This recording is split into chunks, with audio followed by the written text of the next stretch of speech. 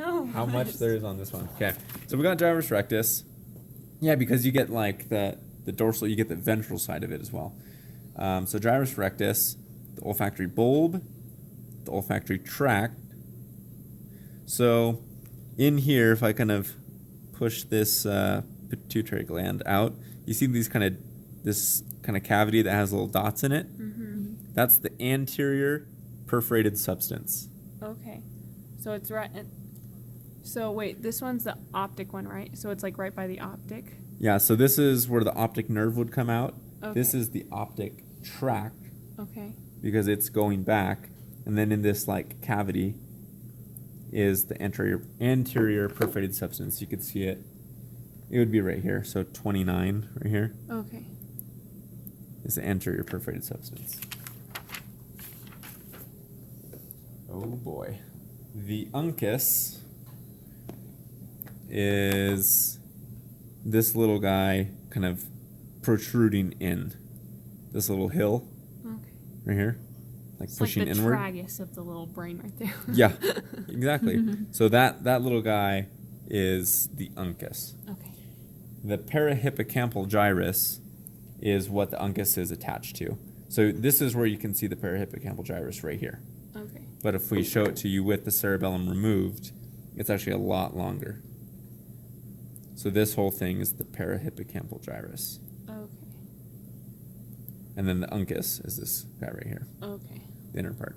Cool. The collateral sulcus is just the outside. Another C term. Another C term, yep. The collateral sulcus is just on the outside of the parahippocampal gyrus. If you think of like coworkers, kind of like there's multiple. Like if you look at two, like there's two collateral sulci.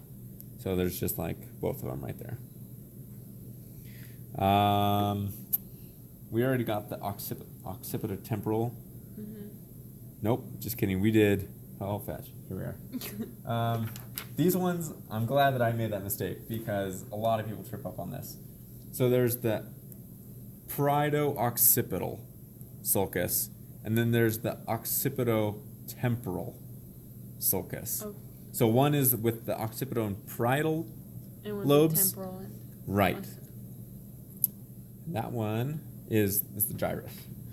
So one's a sulcus, parieto-occipital sulcus, and the other is the occipitotemporal gyrus, which is just this guy. So on the so the collateral sulcus separates the parahippocampal gyrus from like this guy right here.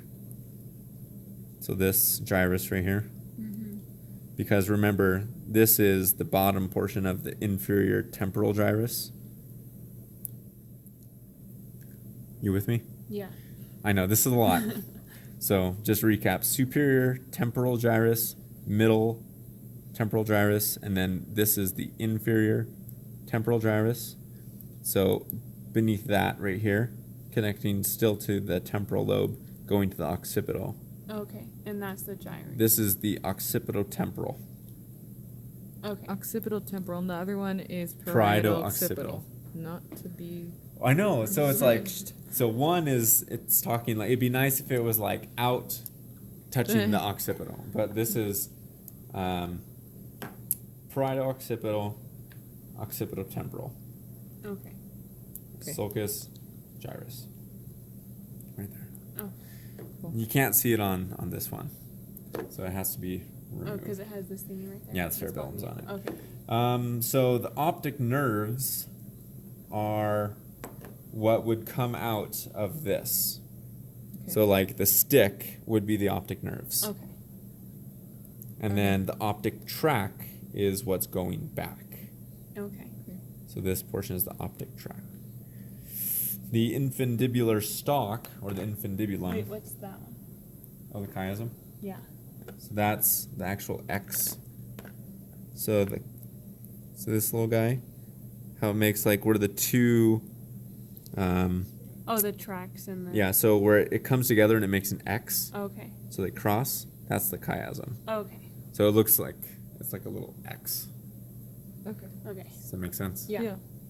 There's like a chiasm in the eye too, right? That is- that the same thing? That's the same exact thing. Okay. So the eyes sit out here, and then the optic nerve goes back, and that's the chiasm that they cross at. Okay. So let's just say this is right side. So left is going, and then it'll cross over to the right side. Okay. And so the infundibular stalk is only visible on this one because it has the pituitary gland.